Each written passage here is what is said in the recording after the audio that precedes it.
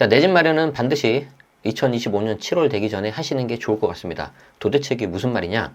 2025년 달라지는 부동산 세금 제도를 보시면 여러분들이 좀 어느 정도 납득하실 수 있을 것 같습니다. 그리고 여기에 플러스로 제 개인적인 생각도 말씀드리도록 하겠습니다. 자, 기사 출처 밝히고 볼게요. 자, 뉴데일리 경제라는 기사고요. 나광국 기자님이 신년 딱 1월 1일 06시 아주 따끈따끈하게 써주신 기사인데 핵심 서머리를 좀 잠깐 볼 건데요. 주담대 신용대출 중도 상환 수수료가 50% 인하가 되고 30년 된 아파트 안전진단 없이 재건축이 가능하고 특히 저는 이것보다는 요걸 더 중요하게 생각하는데 신생아 특례대출 완화 그리고 스트레스 DSR 3단계가 7월에 시행될 예정이기 때문에 그 전에 좀 보시는 게 좋을 것 같고요. 그리고 이제 올해 상반기가 저는 굉장히 좋은 타이밍이라고 생각합니다. 매수자분들에게는 을사년, 을사하니까 또 생각나는 그 아픈 과거가 있죠. 하지만 또 이제 을사 이게 사자가 들어가잖아요. 뱀 사자. 올해 이제 푸른빛의 뱀 그거라고 하는데 제가 뱀띠입니다. 올해는 저의 해다. 그리고 사주 역학상으로도 인성이 꽉 차서 아주 좋은 여기까지만 하겠습니다. 자, 을사년에는 부동산 시장에 큰 변화가 예고되는데 서민과 청년층을 위한 금융 지원이 확대되고 주담보 중도상환 수수료도 줄어든다. 그러니까 갈아타게 했을 때 부담이 좀 적다는 거죠. 비수도권 미분양 주택을 구입하면 세제 혜택도 주어진다. 그래서 내 집 마련 혜택이 커질 전망인데 다만 함정이 있기 때문에 조심하셔야 됩니다. 다만 정부가 가계부채를 잡기 위해 실시한 스트레스 DSR, 스트레스는 말 그대로 강조 이렇게 하는 거고 DSR, 그러니까 좀 DSR이 총부채 원리금 상환 비율인데 그걸 좀 더 강조, 즉 올린다는 거죠. 그게 1단계, 2단계, 그리고 이제 올해 7월에 3단계가 시행이 되기 때문에 일종의 가상금리라고 여러분들은 생각하시면 돼요. 즉 이자 부담도 커지고 특히 대출 받을 수 있는 금액 자체가 조금 줄어들 수가 있다. 그래서 7월에 시행되니까 그 전에 해라 라는 거죠. 올 1월 대출 중도상환 수수료가 50% 인하된다. 아, 나 얼마 전에 상환했는데 중도상환 수수료는 대출 만기 전 중도의 대출금을 갚을 때 차주 이제 좀 이런 게 이제 처음 들으시면 어려운데 쉽게 말해서 돈 빌린 사람이라고 생각하시면 돼요. 돈 빌린 사람이 부담하는 비용이다. 5대 시중은행 주택담보대출 금리는 약 1.에서 1.4 수준이고 신용대출 금리는 0.6, 0.8인데 이제 여기에 이제 뭐 붙겠죠. 여러 가지가. 죄송해요. 여기에 이제 그 중도상환 수수료가 들어가는데 이걸 이제 50% 인하해 준다는 거죠. 그러면은 0.6에서 0.7, 신용대출은 0.4 요 정도에 내려간다는 거죠. 다만 이달 중순부터 취급하는 대출 상품부터 적용될 예정이다. 자, 또 1월부터 연소득 7천만 원 이하인 주택 청약 종합대출 가입자의 소득공제 혜택이 무주택 세대뿐만 아니라 배우자까지 확대된다. 세대주뿐만 아니라 배우자. 그러니까 세대주도 하고 배우자도 일단 갖고 있으면 좋겠죠. 납입액 40% 한도인 연 300만 원까지 소득공제 혜택이 주어지는데 나중에 기회 되면 한번 말씀 드려볼게요. 연말정산에서 소득공제, 세액공제가 있는데 이제 그걸 이제 자세하게 좀 알면 훨씬 좋은데 일단 결론부터 말씀드리자면은 상대적으로 고소득자는 소득공제가 유리합니다. 상대적으로.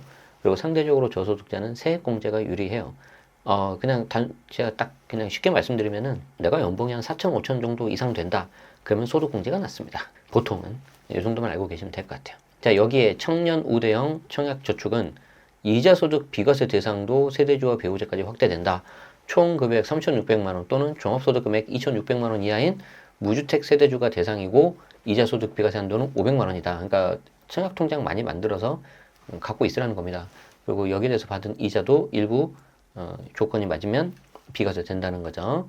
자, 그리고 이제 여러분들 관심 있는 세금적인 거에서 또 이제 재밌는 거 있는데 이거 조심하셔야 돼요. 기존 1주택자가 기존에 내가 주택을 하나 가지고 있어. 이거는 주택도 포함되고 뭐 분양권, 입주권도 마찬가지입니다.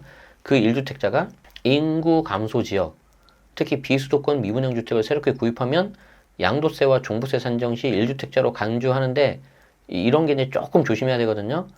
미분양 주택은 좀 조심하셔야 되고요.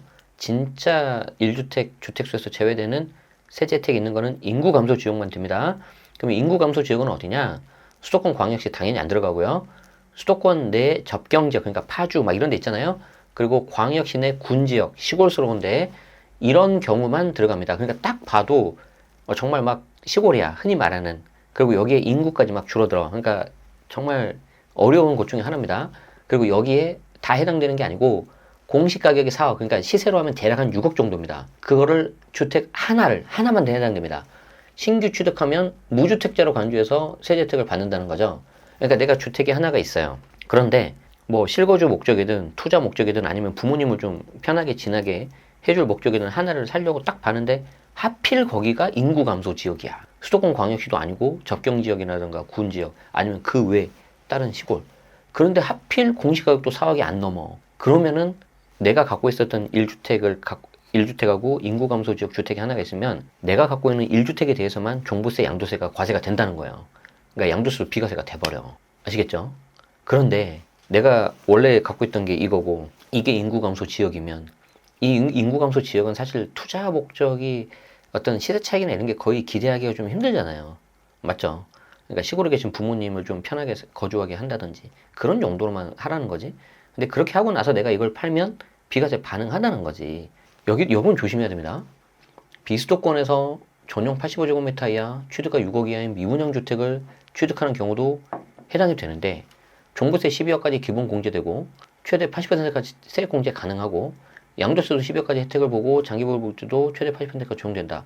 자, 이거는 좀 조심하셔야 돼요. 비수도권 미분양 주택 취득하는 경우 요거는 이거 안 들어갈 수 있으니까 조심하셔야 됩니다. 그러니까 지금 약간 섞였어요. 지금 인구 감소 지역하고 비수도권 미분양 이거랑 그리고 이거 그냥 미분양이 아니라 준공후 미분양만 들어가요. 준공후 미분양만. 제가 그래서 이 부분에 대해서는 제가 다시 한번 정확하게 확인을 하고 제가 고정 댓글에 남겨드리도록 하겠습니다. 우리 입장에서는 뭐만 생각하면 돼요? 그냥 인구 감소 지역 이것만 생각하시면 돼요. 인구 감소 지역. 근데 인구 감소 지역 이 주택은 투자 가치는 매우 낮아요. 그렇기 때문에 저는 아주 특별한 케이스 아니면은 안 하시기를 권합니다. 신생아 특례 그리고 전세자금 대출 같은 경우에는 기존 부부합산 연소득 1억 3천에서 2억 5천까지 3년간 추가 완화한다. 그러니까 이게 또 굉장히 좋은 타이밍이 될 수 있는데 하필 2025, 26년, 7년 나는 이때 굉장히 좋은 타이밍이라고 생각하거든요. 매도자 입장에서. 가격이 오를 거기 때문에 빠르면 25년 하반기 그리고 26년 정도 되면은 슬슬 온기가 돌지 않을까. 26년 상반기는 굉장히 좀 혼란스러워요. 정치적인 어떤 이슈가 해결이 돼야 돼. 그게 이제 탄핵안을 받아들이든 말든 받아들이고 나서 정권 교체가 되든 말든 뭐 이게 각각의 신호가 좀 다 있단 말이지. 그죠? 여기에 특례 대출 기간에 추가 출산하면은 현행 0.2%포인트에서 0.4%포인트까지 추가 우대금리를 적용한다. 이제 자녀 계획이 있으신 분들은 어차피 내가 계획이 있었으니까 활용하시면 좋을 것 같습니다. 다만 구입자금 대상 주택 요건과 전세자금 대상 주택 요건. 자, 구입자금은 주택가 9억이야. 대출 한도는 5억. 그리고 전세자금은 수도권 5억, 지방 4억이야. 대출 한도 3억. 그리고 이제 자산 요건. 구입자금 자산 4억 6,900만 원 이하, 전세자금 자산 3억 4,500만 원은 그대로 유지된다. 자, 여기까지가 1월이었습니다. 올해 1월부터 시행되는 것들.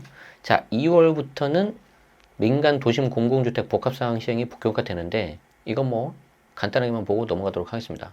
야, 6월부터는 준공한 지 30년이 넘은 아파트는 안전진단 없어도 재건축이 가능해지는데 이것만 보고 접근하시면 안 되겠죠. 재건축 안전진단 명칭을 재건축 진단으로 변경하고 재건축 진단은 사업 시행 계획인가 전까지만 통과하면 가능하도록 절차가 바뀐다. 좀 이제 절차를 빠르게 해준다고 했는데 6월이잖아요. 그리고 6월 정도 되면은 뭔가 결판이 날 거란 말이야. 아까 말한 어떤 정치적 이슈에 대해서. 그러면 이 재건축 정비사업 같은 경우는요. 특히 지자체 영향을 엄청 많이 받습니다. 그래서 제가 봤을 때는 이것만 보고 들어가시기엔 좀 위험할 수 있다. 내년 지방선거까지 봐야 될 수도 있다. 그리고 재건축은 뭐가 문제냐면 재초안이라고 있어요. 재건축 초과 이익 환수제. 아, 이거는 정말 굉장히 좀 이슈가 있는 그런 겁니다. 최대 50%까지 가져갈 수 있는데 조심하시기 바랍니다. 그래서 저는 좀 재건축은 그게 아주 좀 뼈아픈 아킬레스건이라고 생각을 하고 있어요. 차라리 이거보다는 저는 개인적으로 정비 사업을 하신다면 재개발 쪽으로 보시는 게 낫지 않을까 저는 그렇게 생각합니다. 자, 7월부터는 스트레스 총부채 원리금 상환 비율은 3단계가 실시가 된다. 그러면 가계대출 한도가 줄고 모든 금융권 대출이 규제를 받기 때문에 이왕이면 시행되기 전에 1월부터 6월까지 뭔가 하시는 게 낫겠죠. 자, 그리고 또 상반기에 해야 되는 이유가 뭐냐면은 이제 은행들 가계대출 총량이 이제 1월이 새해가 됐으니까 다시 새롭게 됐잖아요. 리셋 됐잖아요.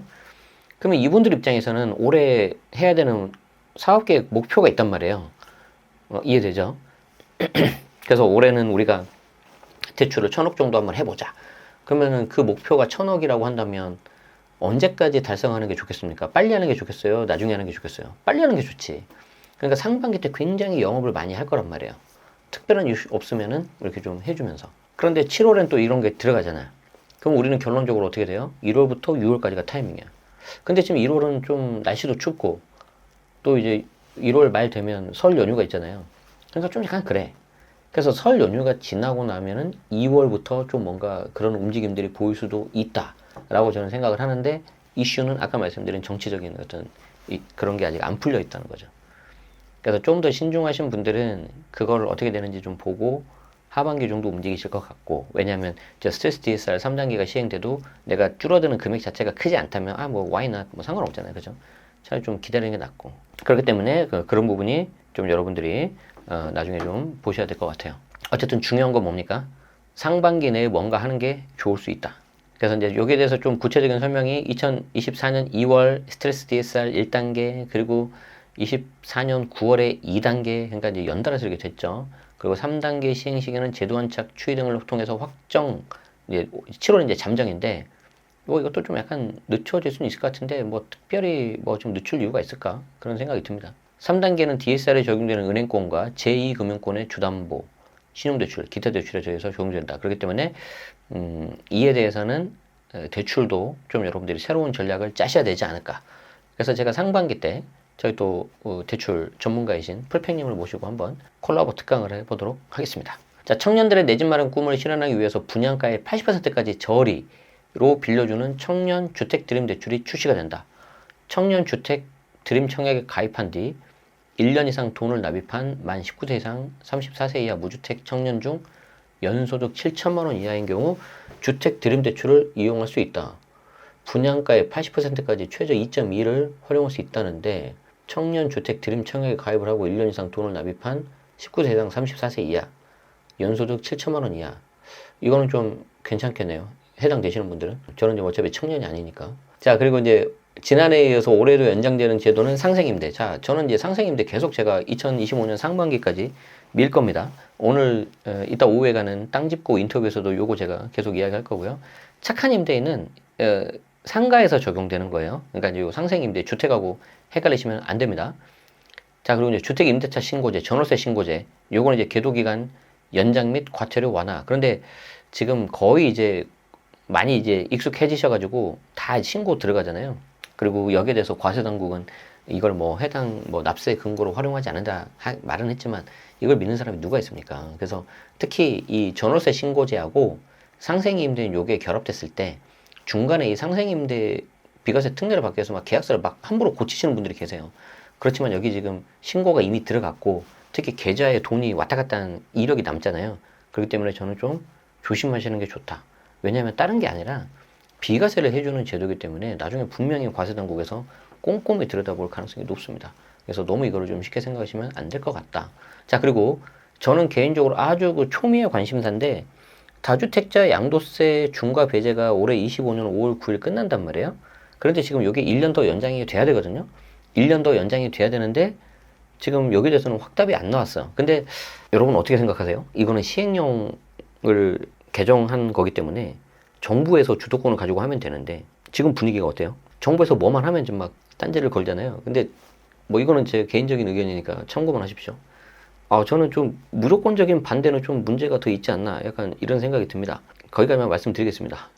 그렇기 때문에 이게 좀 어떻게 될지 모르겠어요. 그리고 소형주택 구입 시 세제 확대가 있는데, 소형 신축 그리고 소형 구축 이렇게 두 가지로 나뉘는데, 소형 신축 같은 경우에는 처음 내가 등기하는 거고, 소형 구축 같은 경우는 내가 주택임대사업자 등록을 해야 되는 건데, 얘는 양도세에서는 주택수 빠지는 거 아닙니다. 취득세하고 종부세에서만 좀 일부 혜택이 있기 때문에 정말 확실한 목표가 아니다 그러시면은 소형주택 구입하는 거는 좀 신중하셨으면 좋겠습니다. 2025년도에 바뀌는 부동산 세제 관련해 가지고 굉장히 좀 정리가 잘 돼 있어서 제가 좀 가져왔습니다. 다시 한번 감사 말씀드리고 좀 참고하시면 좋을 것 같고요.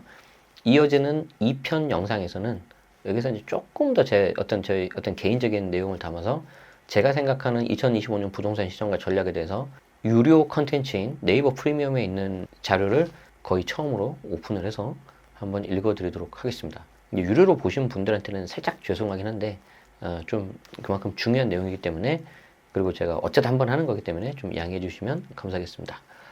도움 되셨다면 구독과 좋아요 부탁드리고 고맙습니다.